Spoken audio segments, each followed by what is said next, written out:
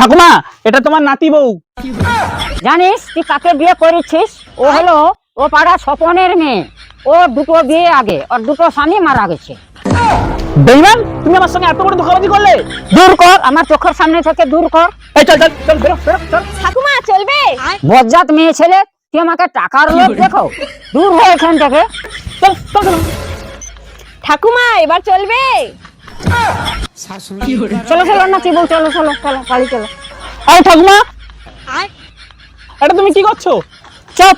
ছেলেরা যেমন সোনার আংটি, মেয়েরা তেমন ক্ষীরের পুতুল। 10 জন খেলেও স্বাদ নষ্ট হয় না। চলো নাতি বউ, চলো ঘরের দিকে চলো।